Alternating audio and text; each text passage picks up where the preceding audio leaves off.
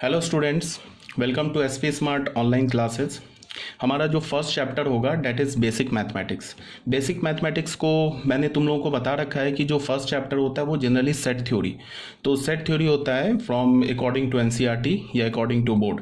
But है क्या कि सेट थ्योरी को की अच्छी अंडरस्टैंडिंग हो और सेट थ्योरी के बाद जितने सब्सिक्वेंट चैप्टर्स हैं उसकी हमें अच्छी अंडरस्टैंडिंग हो, उसके लिए ये चैप्टर बेसिक मैथमेटिक्स पढ़ना बहुत इंपॉर्टेंट है, मोस्ट इंपॉर्टेंट है। इस बात को आप ध्यान में रखेंगे। रीज़न क्या है कि जब ये बात मैंने ऑलरेडी आप लोगों को बता रखा है कि इसमें हम क्या है कि छोटे छोटे कंसेप्ट जो है जो हमें आगे के चैप्टर्स में यूज़ होंगे वो हम लोग सीखेंगे। कुछ ऐसे इन्फॉर्मेशंस होते या कुछ ऐसे टूल्स होते हैं, मैथमेटिकल टूल्स होते हैं जो आपको या तो इनकम्प्लीट पता होता है या पता होता है तो फिर वो गलत पता होता है। तो उन सबको यहाँ पे हम क्लियर करेंगे। मतलब क्या है कि ये जो चैप्टर होगा एज अ फाउंडेशन का काम करेगा बाकी चैप्टर्स के लिए। तो ये चैप्टर बहुत इंपॉर्टेंट है। इसमें क्या है कि हम लोग बेसिक मैथमेटिक्स में सेट के भी कुछ कॉन्सेप्ट पढ़ेंगे, लीनियर इनइक्वालिटी एक चैप्टर है 11th क्लास में, उसके भी कुछ कॉन्सेप्ट पढ़ेंगे, कुछ इनइक्वालिटीज़ पढ़ेंगे, रियल नंबर्स पढ़ेंगे, रियल नंबर्स के जो प्रॉपर्टीज़ है उसको देखेंगे, बहुत सारी बातें करेंगे जिससे आपका क्या होगा एज क्या बेसिक जो मैथमेटिक्स के जो टर्म्स है, बेसिक कंसेप्ट है मैथमेटिक्स के, वो क्लियर हो जाएंगे। तो अब आगे के जो चैप्टर्स हैं उसकी अंडरस्टैंडिंग आपकी बहुत अच्छी होगी। ठीक है, तो ये बहुत इंपॉर्टेंट चैप्टर है, इसको ध्यान से देखो। सबसे पहला जो है इसमें फर्स्ट पॉइंट में आता है सेट्स।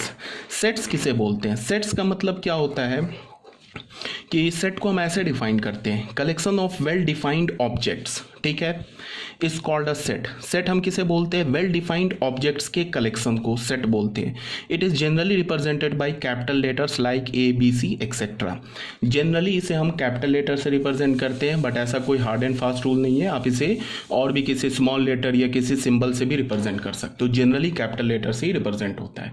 डिफाइन हमने कैसे किया? Collection of well defined object, जो हमारे पास ऐसे ऑब्जेक्ट्स को कलेक्ट करेंगे हम जो कि वेल डिफाइंड है। वेल डिफाइंड का मतलब क्या होता है?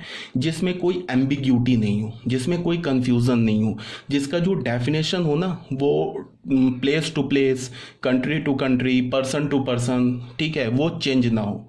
ठीक है, जैसे अगर हमने बोला किलोमीटर, तो 1 किलोमीटर हमें पता है 1000 मीटर होता है। अब 1 किलोमीटर 1000 मीटर ही होता है।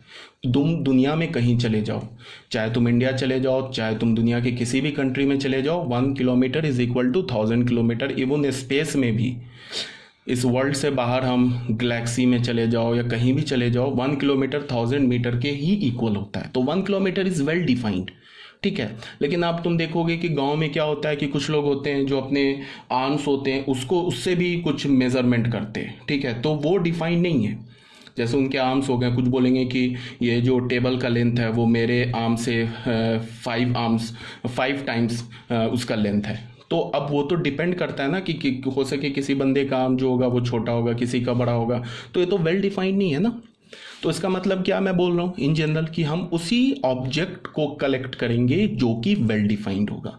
एक छोटा सा और एग्जाम्पल, ये सब बता भी रखा है लेकिन एक बार सुन लो कि एक छोटा सा और एग्जाम्पल। जैसे मैंने क्या बोला कि the collection of most intelligent student in class 11। Class 11 में जो भी इंटेलिजेंट स्टूडेंट है या मोस्ट इंटेलिजेंट स्टूडेंट है उसको कलेक्ट करो। तो इंटेलिजेंट इज नॉट डिफाइंड। ठीक है ना। अब जैसे तुम्हें पता होगा कि अगर किसी साइंटिस्ट या तुमने थॉमस एल्वा एडिसन, इसका अगर तुमने हिस्ट्री पढ़ा होगा या तुम इसको जानते होगे, जो इन्वेंटर ऑफ इलेक्ट्रिक बल्ब है, एडिसन की हिस्ट्री अगर तुम जानते होगे, तो उसमें क्या था, वो बचपन में एडिसन जो थे वो एज अ बोलता हूँ कि एज अ क्या थे, वो एवरेज स्टूडेंट नहीं थे, बिलो एवरेज भी नहीं थे, बिलो एवरेज से भी नीचे थे वो। ठीक है, जनरली लोग उन्हें क्या बोलते थे, स्कूल के जो टीचर्स हैं उन्हें बोलते थे मेंटली रिटार्डेड। मतलब ये जो बच्चा है मंद बुद्धि है, इसे कोई माइंड नहीं है, इसे कोई दिमाग नहीं है, ये मेंटली रिटार्डेड बोलते थे। लेकिन बाद में हमें क्या पता चला कि थॉमस एल्वा एडिसन जब बड़े हुए तो is a great great great scientist बन गए।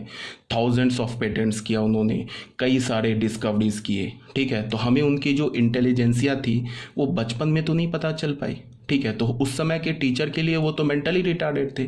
जब वो बड़े हुए तब उन्हें पता क्या चला, लोगों को क्या पता चला, पूरे वर्ल्ड को, कि नहीं ये तो सुपर इंटेलिजेंट थे। ये गॉड गिफ्टेड थे।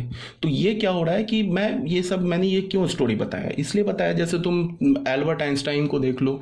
एल्बर्ट आइंस्टाइन के बारे में आपने सुना होगा कि उसके जो क्लास के टीचर थे उसे लेजी डंकी बुलाते थे। मतलब क्या, एक आलसी गधा बोलते थे क्लास के। एक आलसी भी बोलते थे प्लस मतलब डंकी उसे जनरली बोलते हैं जो कि माइंड से ज़्यादा शार्प नहीं हो, ठीक है। लेकिन हमें पता चला बाद में he is a great scientist. तो इसका मतलब क्या है, ये मैंने क्यों बताया तुम्हें, इसलिए बताया कि इंटेलिजेंट जो है ना वेल डिफाइंड नहीं है। अगर मान लो कि इंटेलिजेंट का कोई हमारे पास कोई मीटर होता, कोई थर्मामीटर टाइप का कुछ चीज़ होता, तो हम लोग क्या करते, उससे मेज़र कर लेते ना कि भाई ये इंटेलिजेंट है, इसके इंटेलिजेंसिया का यूनिट 10 यूनिट है, इसका 20 यूनिट है, फिर 30 यूनिट है। तो इंटेलिजेंसिया भी जो होता वेल डिफाइंड हो जाता हो, ठीक है।